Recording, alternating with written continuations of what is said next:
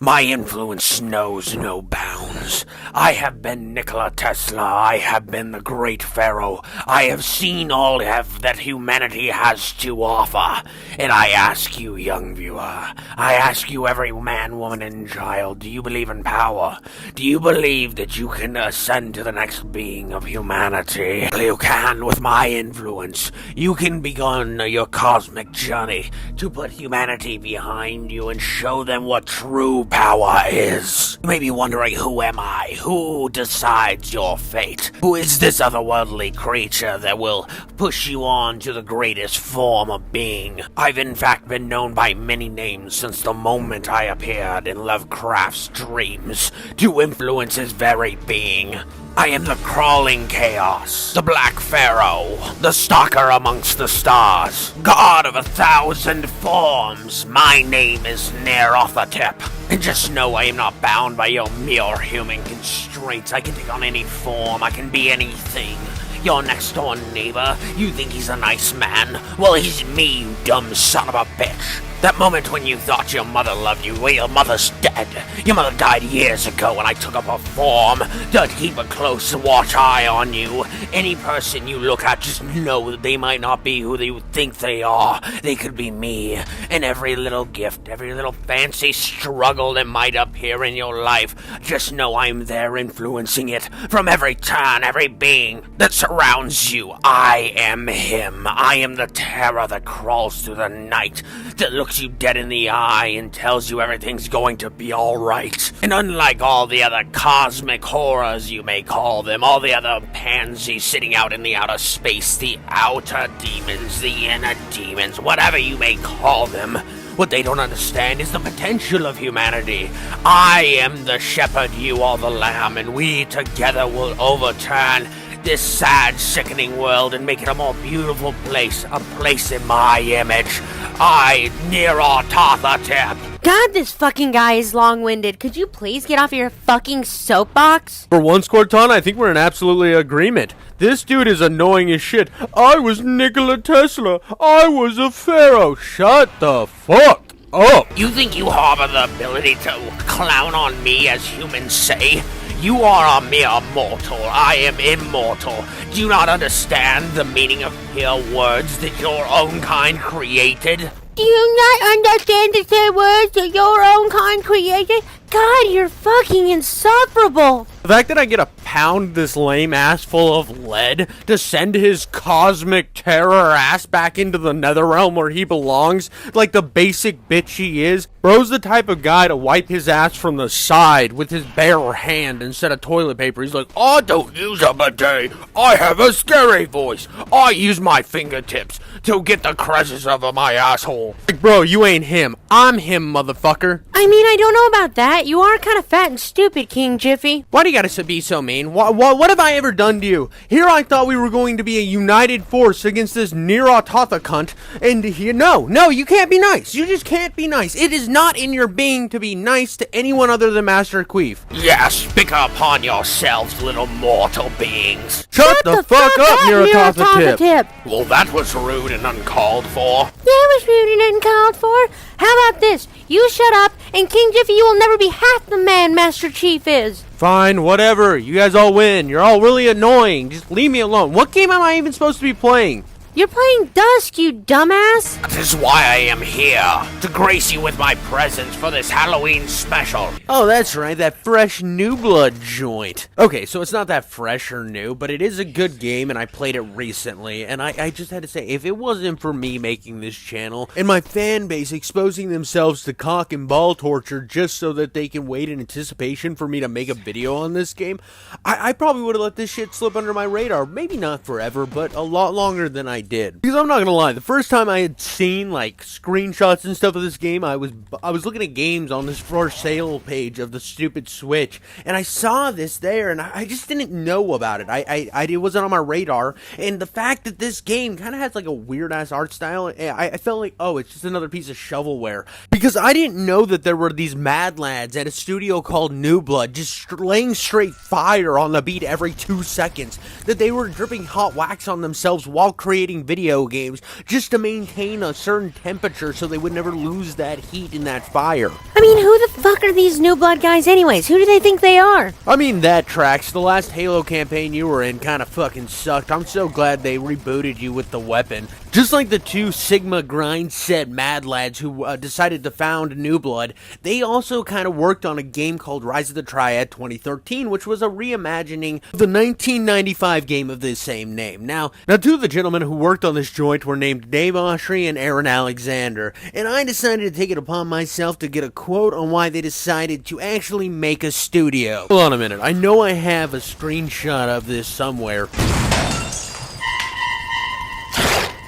Oh, for fuck's sakes, King Jiffy, will you get your shit together for one video? It's right here. Fuck, my bad. Yeah, I reached out to Dave Oshry, and his one response was, I don't know, I just wanted to make good games, and that's the damn fucking right response, baby. In a world of AAA games where they're trying to appease everybody and nobody at all at the same time, you got New Blood over here just doing their own fucking thing, grinding out solid fucking titles at a reasonable cost with a maximum fucking effort. Gameplay is king. Get to the gameplay. Alright, I get it, Duke. Let's get to the gameplay, and what better place to start with the guns? I got a couple of guns for you right here, baby. I'm beginning to understand why Randy Pitchford made you an absolute goon in a basement somewhere. Just why did it have to be my fucking basement? But yeah, let's talk about the guns. One of my favorite, of course, is the double barrel power slammer itself. The double whamma jamma, come in your mama mamma. This thing is great. It's great. It's a great gun. It's a double barrel. It is not changing anything. It's a double barrel. It's great. But the main show out here is the regular shotgun you get. It's kind of decently powerful. It's not more powerful than the double barrel, but you just love the fact that you can akimbo these son of a bitches. Nothing makes you feel more like, no, akimbo shooting a couple 1870 shotguns. Yeah, Terminator, suck on my little microchip, you goddamn Skynet bitch. But if there's one thing I've always appreciated in any game, if it's a first-person shooter, is the ability to hold things akimbo. I think it's badass. Your game will instantly get a fun meter from me. I will not hate your game if you allow me to akimbo something. It is just too kimbo slice to pass up on. You make another goddamn pun like that, King Jiffy, I'm gonna pull the peg out, and I'm gonna make sure your asshole doesn't feel good for a month. Ew, what? Anyway, you know what does feel good? Using the goddamn railgun in this game. Excuse me, I mean the riveter. Yeah, this thing shoots rivets, like on a railway. Call me goddamn John Henry, because I'm about to make myself a railroad, and nothing's gonna keep up with my ass. This thing is amazing. Everything that comes in its sights is dead. And this is one of the few guns. Now, there's been riveters in other games like Fallout and a bunch of other bullshit, but this game's riveter feels like I'm punching spikes through God itself, which, considering the main antagonist in this game is an outer god, it's about damn right I have a weapon that can do that. Another great weapon in your arsenal is the machine gun. Now, I know this machine gun is trying to look kind of like an M60, I think, and this is where the design can kind of be at the fault of this game. Not in the gameplay itself, but when you're looking at it from afar. Like I said, the original reason I was going to get this game was on the Switch, and then I didn't want to get it because I was worried about shovelware. Not gonna lie, there's a lot of fucking shovelware on the Switch and PlayStation. Not gonna complain about it though, because I play some goofy shit and sometimes it ends up being fun, but this game kind of gave me that vibe and I didn't know a bunch about it. So when I saw some of these like weapon designs and the screenshots, I'm like, I don't know, this looks like some like 3-year-old drew it. In game it looks greasy and grimy and yummy and I love it.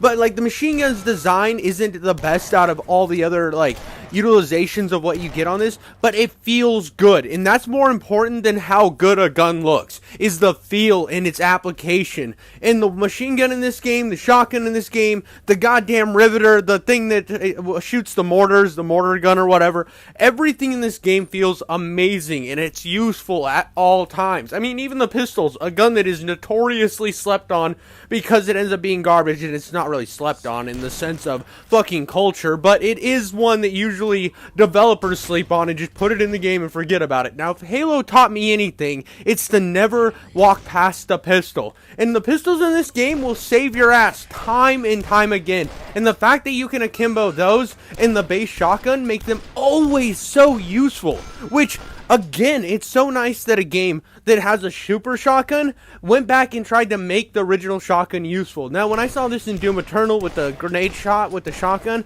I was like, yes, more games need to do this. This is what you need to fucking do if you are going to have a better shotgun in your game than the base shotgun. Don't make that bitch useless, especially if you're going to constantly keep it in my inventory. And that's exactly what Dusk does. It makes every gun useful and every gun important, from the base pistol all the way to the fucking cycles or scythes or whatever.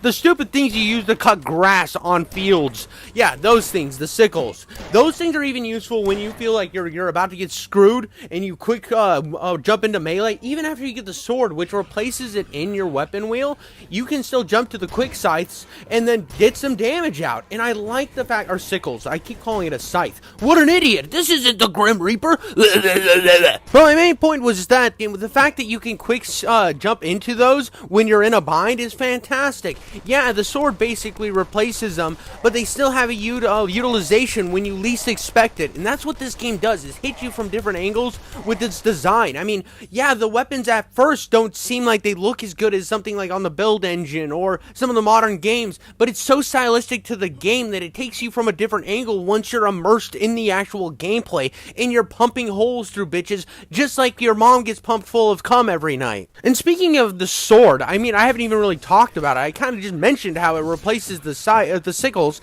but it's badass, dude. This sword is so cool. I even used this on my second playthrough to fight Jacob, one of the bosses. We'll get to him, but I used it on him because I thought it was so sick. But this weapon will just nom on every single little pussy ass miniature enemy you will face until you get some of the ones that take more damage. This thing will just clear them out of your fucking way. Don't even have to worry about them. Just slice right through. And then you're just having fun at that point. Going through this game on a second playthrough, or even just level selecting and jumping through and just putting max ammo on just to experiment with guns after you beat the game, is one of the most fun things ever, because earlier in the game where you didn't have as much weapon variety, because you don't really have the full weapon variety until the second chapter, you kind of get it in the first, but it's introducing you to things, it's warming you up, it's teaching you the gameplay, it's feeling your nipples with the tip of its tongue, it's just warming you up to the gameplay and easing you into the world and the atmosphere. So I don't expect it to hand me every single gun right off of the fucking bat.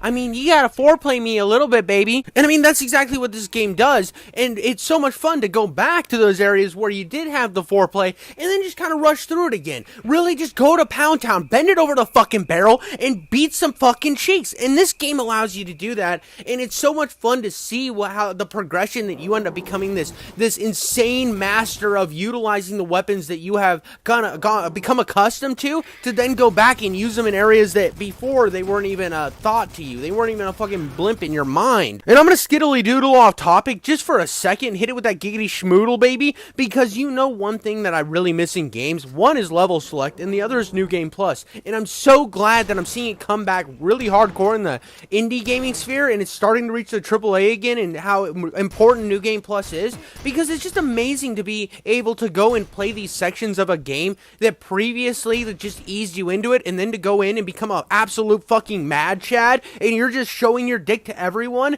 except for it's in a video game, so you can't go to jail for it. Don't go in public and show people your genitalia. It is against the law. Decency, people. I shouldn't have to say this. But there are games that I own to this day on my original Xbox that I will pop in and just go to a certain level that I absolutely love. I did this with Nightfire recently, just to play some of the levels that I liked to get footage for another video. But back on weapons, one other weapon that I think gets constantly overlooked when talking about an arsenal is usually the sniper rifle. It's kind of thought about in Boomershooters like, oh yeah, it exists. Well, this game, the sniper rifle almost feels like a light fucking railgun. It feels like a quick shot. It's good close range. It's better not better long range. It's useful long range. It's just useful all the time. It is a gun that you'll fall back on a lot. Now, I don't have a ton of footage with it here because I was just kind of replaying the game, going absolute ham crazy, and I would forget some of the little details details, but it's an incredible weapon. It is one that I thought when they gave it to me, it was just going to be utilized to kind of snipe people in this little city section, which let's take a moment to admire this city section as I transition to why this game is so fucking amazing in terms of atmosphere. Now, when you get into this section and it gives you a sniper rifle, you think, oh, I'm going to use a sniper rifle, probably never use it again. You find out the sniper rifle kicks fucking ass and you want to use it all the time, but this level just kind of puts you in awe, and it gives you a sniper rifle so you can enjoy it and really sink in. Because believe it or not, this game actually has a story, which goes along with the atmospheric storytelling. What this game is there's this town in Pennsylvania called Dusk. Yeah, I know. Dusk is the name of the game, dude. Roll the credits.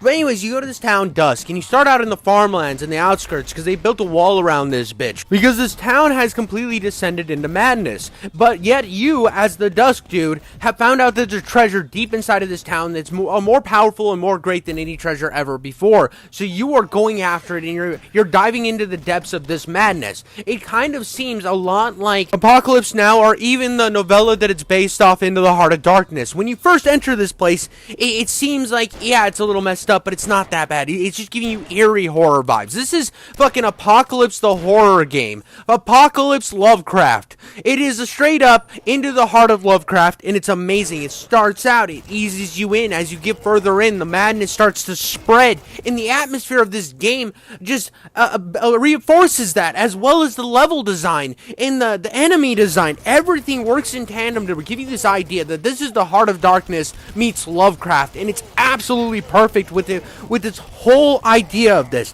And each little section puts you in awe, and as you get to these weirder and weirder zones, it never feels jarring. Like the game Chasm, for example. I really enjoy that, and like the way that you're bouncing through time to these different locations. But one big gripe of that is the game feels so jarring because of how different things feel, and it never feels like it traverses very well, or it's very smooth transitions. This game, the more that it gets all crazy, you can go from a town where you're just chilling, shooting people on the streets, to then just going into like dark, muddy, grimy, green-infested laboratories that look like they're straight out of American McGee's Alice. And it's wonderful how this game can make you bridge ties to other games you never thought of until you were playing this game. Without grabbing you by the tip of your penis, right by the little mushroom cut there, and saying, hey, don't you get it? Don't you remember this game? Remember? You had fun playing this game, remember? It's never like that. I see it all the time with this nostalgia-baiting bullshit that we see anymore, where it's hitting you over the head. You remember Doom? Remember Doom? Remember how you liked Doom? It's like, shut up, dude. I liked Doom. I get it. But this game, with its level design, with its atmosphere, and its constant course through its main objective to prove its own points, to prove what it's here to stand on its own, it also draws love from all these other areas. And one in particular that I mentioned was American McGee's Alice. I haven't heard this brought up when people talk about Dusk, and it wasn't until I was making this video that I did some research, listening to what other people had to say about it, seeing what I thought was different and what I didn't see, and I didn't hear a lot of comparisons to American McGee's Alice, which it should. It definitely should, because the deeper you dive into this madness, it's just like that game, but in its own way, taking elements from Blood and taking elements from Quake, but being its own thing with so much love for these other IPs while still treading its own fucking ground. And that's so important. That's why I keep reiterating it, because so many things nowadays see a game like Doom or like Hexen or whatever, Blood, Duke Nukem, and they say, hey man, I want to make a game like that, and they just make a game like that, and it doesn't feel authentic. It doesn't feel like it's trying to do anything different. This game keeps you engaged because it's doing something different, because it has its own agenda, its own fucking through line to a story. Yeah, the story's not overly complicated, and yeah, it's Lovecraft again. We've seen it, we've heard it, we fucking felt it up. We've slapped that clip before, but this game understands something, that you gotta wet your fingers before you slap a clit. And a lot of games don't understand that, and they go in raw, and then obviously they get assault charges called on them. This game, it makes babies. It makes lots and lots of babies. And that's what it should do when you're easing somebody in. You shouldn't slap them over the head with bullshit that you love from other games. You should take inspiration and build your own thing. Build upon it. Make something different. Make something great. And the atmosphere and the level design of this game does that. You will have moments where you think, oh, that's build engine-y, but it's not a build engine game. It's like, ooh, that feels like American McGee's Alice, but it's not anything like American McGee's Alice. It's being able to do those correlations in your mind that will always make this game stand out in a sea of indie boom shoots. And on top of that, like I said, this game does have a through story, and what it ends up doing, much so that I gave the game Forgive Me Father about, with the whole understanding Lovecraft, even though it's a highly action game, and a lot of people think that, oh, just because it's super action-packed, it's not Lovecraftian. This game understands that you can be both, as much as Forgive Me Father did, because as you descend into this madness, getting more mad yourself, you are starting to understand what's going on with this cult, and by the time you face the last boss, you end up taking his place and fighting Nyarlathotep himself, the outer god, the one that thinks that he himself deserves to control humanity and shepherd them to the great chaos or whatever. He's the most talked about Lovecraftian creation ever. He was the pharaoh, and the fact that they utilize him in this game, the guy who actually was the cult bringer in the Lovecraftian mythos, and you're the one fighting his crop, you're fighting his herd, and you end up becoming the shepherd yourself. That idea that you end up being influenced and taking over by the immortal god itself. You don't ever beat Nyarlathotep in this game. I know, spoilers. You think you beat him, but he's still talking at the end of the game. He has just noticed that you are good enough to lead his herd. Even though you think you are taking on this Terra and you're fighting for your own selfish deeds, your selfish vision, and whatever you want you're going to take, you're actually falling right into this outer god's plan. You're falling into his bullshit. And it's just such a brilliant way of telling this story without having to hit you with dialogue and cutscenes and narrative and telling you how smart it is. It's just fucking smart without trying. And I find that more brilliant than you giving me an expose for 15 hours while you slowly jerk yourself off in the corner while your girlfriend's having sex with a bigger, stronger man. We've talked about gunplay, we've talked about story, we've talked about atmosphere and level design. The last big thing to talk about is boss fights. Now, the boss fights vary in this game. The one on screen you're watching right now was at the end of the whole Alice McGee section, and she ends up becoming a main enemy. She's just kind of a chick with tits that shoots lasers out of her head and is wearing fishnet. Kind of was mid. Every time this bitch shows up, she becomes a constant enemy, and that's kind of rare for this game. A lot of the boss fights are almost a one and done. There's one section in the game at the end where you're in this dreamlike sequence and you end up fighting like everything from the game, but other than that, you don't see the bosses much after the boss fight, except for her. She becomes an enemy throughout the rest of your playthrough, which, like I said, is weird. It feels out of place, and it was something I took note of. Another boss fight that is just incredible, and I think they could be overlooked as just kind of a shoot the thing until it dies, is the boss fight before the last boss fight, and that's Jacob. Now, if you want to see the last boss fight, go to the beginning of the video with my whole skit with Nyarlathotep, and you'll see that boss fight going on. I thought it was a good thing to play in the background while I shot his ass, but the whole Jacob boss fight, and this is where I charged at him with the sword just so I could prolong this a bit to give you some context of why I love this so much. When I started this boss fight, not only does he look really cool, and they utilize the art style they have gone with in this game and that low poly bullshit to really put that grime and uncomfort into your experience to give you that horror aesthetic, but he also jumps around like a fucking asshole kid in a lobby who just figured out what slide canceling was, or rocket jumping. It feels like that. There is this thing in this game where you can hold a button and bounce around the room or around to different areas at a top neck speed. It is this game's version of a dash or sprint. It is amazing. I love that they put that in the game. It is something that is chef's kiss. But this bastard jumps around utilizing your maneuvers for speed, and it almost feels like you're fighting another player in a multiplayer fucking lobby. It is cool. I don't understand why I haven't seen this before in FPS games. You see a lot of, oh, he's a big thing, he does big moves, he has a lot of area attacks, you gotta learn him so you can dodge him. This guy's just like, fuck you, I'm gonna bounce around and piss you off. You can't catch me, nah. While I whittle down your health. It feels like a guy who's much better than you at the game and is just clowning on you. And I love the fact that this whole boss fight is like that. I love the fact that I'm sitting there and I'm feeling like there's an asshole player on the other side of this, like the world somewhere, clowning on me, making me feel like a little bitch. It's amazing. It's weird that I haven't seen this before. Now, I'd love to see this in some other games where there's like more to the arena, because this was a very flat arena, and I understand that this is a very indie game, so getting an AI to be, or an artificial intelligence, to be able to map around a complex map would be hard. But imagine if you were playing against like some high-level bot for a boss. That's just insane. It's a cool idea, and it's something I haven't seen before, and I wanted to give this game tons of props. This was my favorite boss in the game, hands down. And it's not just because of the bouncing, it's because at the end of the boss fight, you don't even finish him off, because it's Neurotatative telling his subordinates to go kill him because he is not worthy to be the shepherd of his herd, or the second in command, his right-hand man, the loose mouth that he rests his tip in. He is not that guy anymore. The big boss fight, the boss fight that I actually had the most fun with, that also irritated me to a point that I'll never understand, is against the Guardian. Now, this thing is weird. It's a very weird boss fight. You have to hit a certain amount of switches, and I think if you probably hit the switches, you could probably leave the arena without fighting him, but mama didn't raise no bitch, so I died a shit ton to this asshole.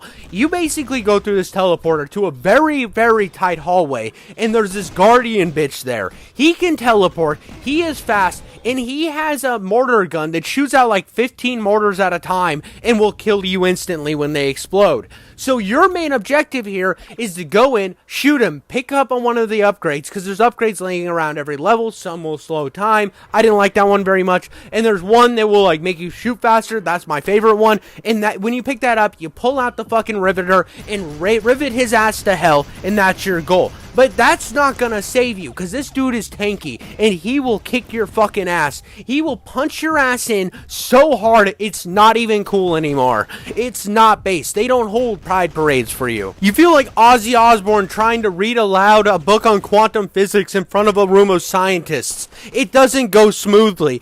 But I actually beat this guy in a really weird way the first time I played through this, and it made me replay this section so that I could beat him right. I actually telefragged him, which it gave me an achievement for. I don't know how I telefragged him, just sheer stupid fucking luck. I was just kind of spraying bullets everywhere, just bukkake the whole environment, and I said no. No, King Jiffy, this is not how we get over this hill. God damn it, we put the flag on Iwo Jima, and I will not let my forefathers' lives go in vain. I am here to climb Hacksaw Ridge, and I went back, God damn it. I went to the goddamn trenches, boy. I went when no man had gone before, and I bit that rubber. I put my boots on the ground and laced them up, and I beat this dude's ass right. I wanted this. I wanted this so damn bad. And I'm not saying this game's a Souls-like. That's not even what. But I had the same vibe I had with the push through on a Souls boss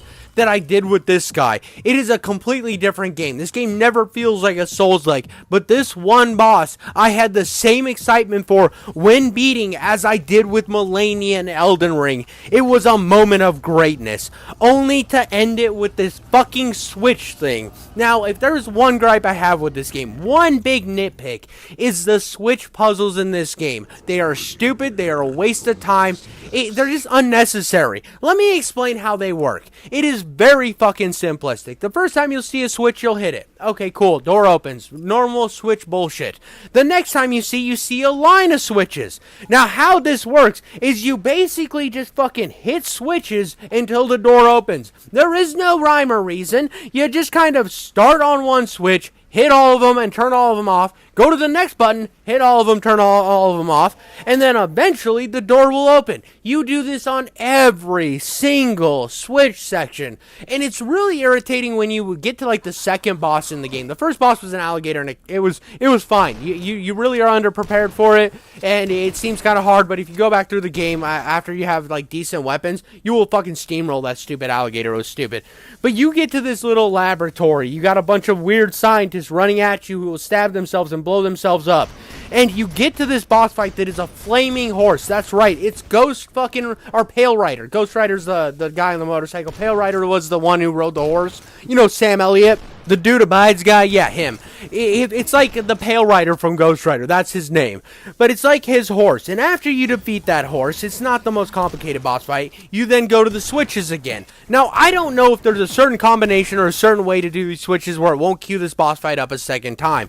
I don't know. Both times I played this, the one for just fun and one for footage, I queued the horse again. I don't know. Let me know in the comments. I probably won't go and do whatever you say. But hey, I think your thumbs need some work and so do your girlfriend. So go down there, leave a comment, and let me know. But it was one of those moments that it was just kind of...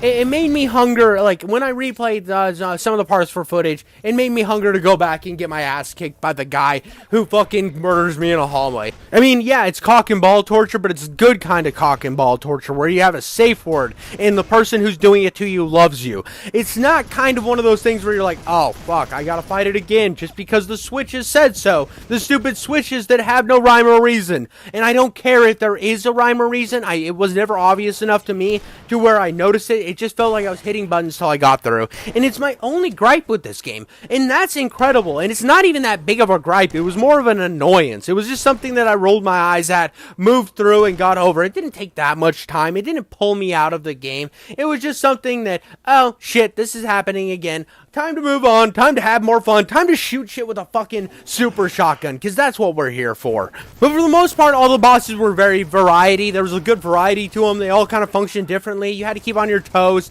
And the enemy design in this game is already top-notch. I mean, yeah, they repeat the cult guys a lot. You will see them throughout the entire campaign. But they add in enough variety to keep it feeling fresh and enough intriguing different enemies. Even the ones that are really annoying, like the little one that keeps his fucking mouth open and charges you, he's still interesting enough and moves in a certain way to where you understand how to fight him. It's like chess. And I love the way this game is able to kind of move from that arena style shooter where it's big maps, big open areas where it feels like Doom, to where it almost feels like Doom 3 where it's corridor shooting and you're peeking different areas and you get that horror aesthetic. And the way it smooth or seamlessly jumps between those two worlds and just constantly keeps you on your toes, it's just wonderful. It's wonderful. This game's a fucking chef's kiss. It is so perfect. I had so much fun with this game, and I can't suggest it enough. And trust me, when you get into this game, if this game's art style is throwing you off from the gameplay footage you've seen, or the screenshots you've seen, it does not do this game justice. When you are in this game,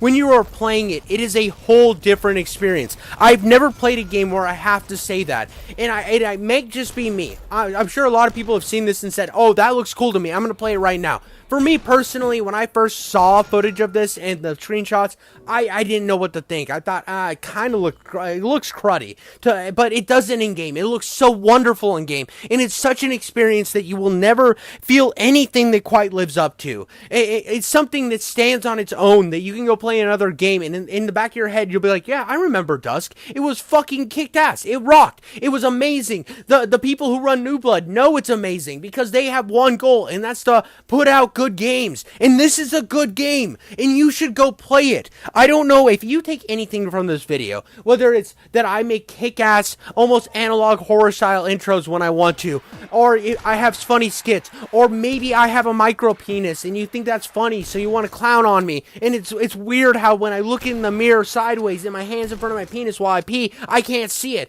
If you want to make fun of me for that, sure, leave it in the comments. Dislike my video. I don't care. But go play Dusk. Go play it. It's a necessity. It is something that'll put you on to the next level of life. You will ascend to a higher plane of being. This game needs to be glazed like a Krispy Kreme, baby. This needs to be the Krispy Kreme of video games. Glazed all over it. Goon your hearts to content. Just do it. Just do it now. Now, go play it. Just go buy it. It's not expensive either. It's constantly on sale. And that's what's crazy to me. How often I see AAA games like Immortals of Avion complain about how, oh, it's not the era for first-person shooters anymore. Fuck you, it is. It is. If you put in the type of love and the type of attention to detail that these motherfuckers did, and don't spend half of the game lecturing me about racism for some fucking reason in a weird, fantasy game that nobody wanted to hear about while I hear, is he behind me? Did you know I can do this? Like, cringy-ass dialogue. I'm not here for that.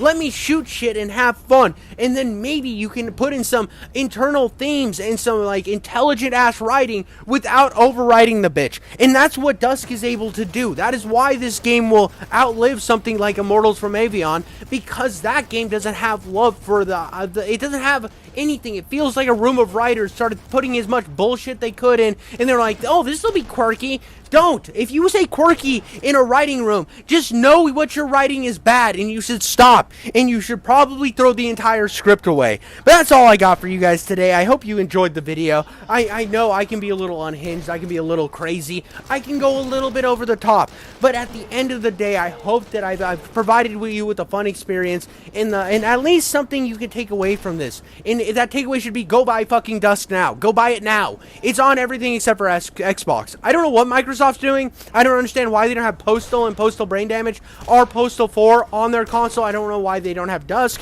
Microsoft, you're fucking up. I thought you were the console of video game preservation. Well, you're not preserving games. Get your fucking ass together and get Dusk on your console, because I have Xbox homies that want to play this.